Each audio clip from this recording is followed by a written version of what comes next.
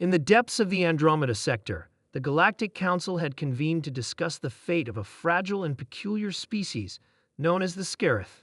For centuries, the Scarith had been a part of the galactic community, an anomaly of delicate biology and timid demeanor.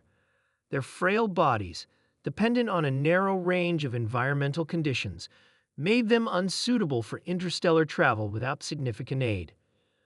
Once lauded for their intricate artistic creations and profound philosophical insights, the Scarith had become a burden in an era dominated by ruthless pragmatism. One by one, the Council's members abandoned them. The towering Raxel delegates declared the Scarith an evolutionary dead end. The Ezri, a race of crystalline beings, lamented that they had no resources to spare. Even the empathetic Thalvani, known for their nurturing tendencies, argue that the Scarith were beyond saving.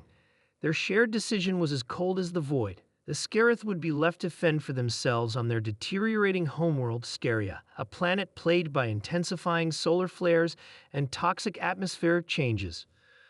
Amidst the clamor of dismissal, a single voice rose in dissent. Humanity will help them. The speaker was Captain Eleanor Voss, the representative of Earth and its colonies.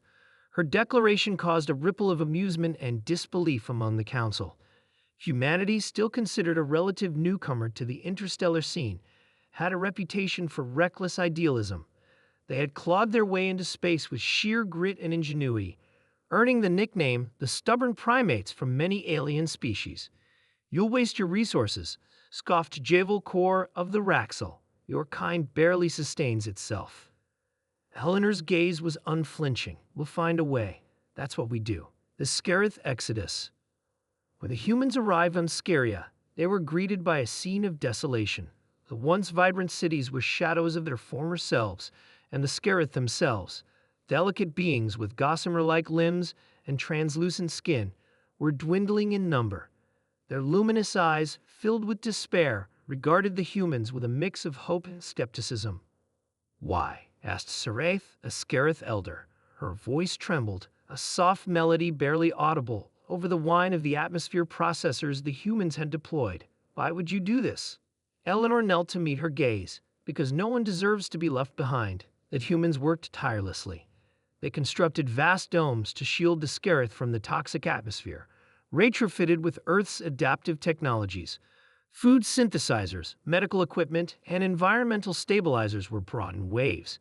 Scientists, engineers, and medics volunteered in droves, despite the inhospitable conditions. At first, the Scarith were hesitant. Their culture had long emphasized non-interference and humility, and they struggled to accept the humans' relentless generosity. But as weeks turned into months, trust began to grow. The Scarith children, who had known only hardship, marveled at the human storytelling, their laughter, and their resilience. Seeds of change. In the process of saving the Scarith, something unexpected began to happen. The humans, known for their resourcefulness, started integrating Scarith knowledge into their own technologies. The Scarith's understanding of energy harmonics, long dismissed as impractical by other species, proved revolutionary in enhancing human energy efficiency. In return, human ingenuity provided the Scarith with prosthetics and exosuits that allowed them to explore and interact with their environment in ways they never had before. By the second year of the mission, Scaria's skies were dotted with human Scarith hybrid vehicles designed to navigate the planet's treacherous terrain. Scarith art and philosophy began to influence human culture, fostering a unique bond between the two species. Not everyone was pleased. Opposition in the stars. The Galactic Council observed the humans' efforts with a mix of awe and disdain. Whispers spread that humanity was wasting its potential, that their alliance with the Scarith was a gamble that would weaken them in the long run. The Raxel, in particular, grew vocal in their criticism. "You're dragging yourself down," Javel Kor sneered during a council session. "These weaklings will be your undoing." Eleanor's response was swift. "Compassion isn't weakness, it's strength. And if you can't see that, then perhaps it's your species that's destined to fall behind." Her defiance became a rallying cry for humanity. Other species, inspired by the humans' determination, began to reconsider their stance. The Thalvani sent supplies, the Asri offered their crystalline engineering expertise, and even some Raxel clans quietly extended aid. A new dawn. By the 5th year, Scaria was unrecognizable. The planet's once fading cities now thrived under protected domes. The Scarith, empowered by human technology and solidarity, began to rebuild their society with newfound vigor. They were no longer a species on the brink of extinction, but a symbol of resilience and interdependence.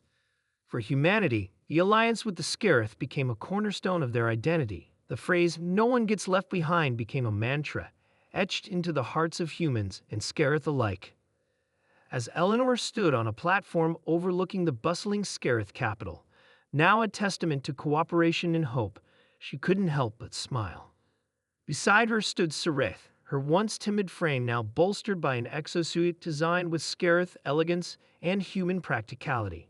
"You gave us a future," Sereth said, her luminous eyes reflecting the golden glow of the setting sun. Eleanor shook her head. "We gave each other a future. Legacy among the stars." The story of humanity and the Scarith became legend. It was told in the farthest reaches of the galaxy, a tale of stubborn primates who refused to abandon a fragile species when everyone else had. And in that tale, the galaxy learned a valuable lesson. Strength is not just in muscle or might, but in compassion, collaboration, and the unyielding belief that every life matters. In time, other species began to follow humanity's example, forging alliances where once there had been only divisions. The Scarith's art and philosophy found their way into the halls of power, shaping a more empathetic galaxy. And humanity? Humanity earned a new name among the stars. Not the stubborn primates, but the guardians of hope.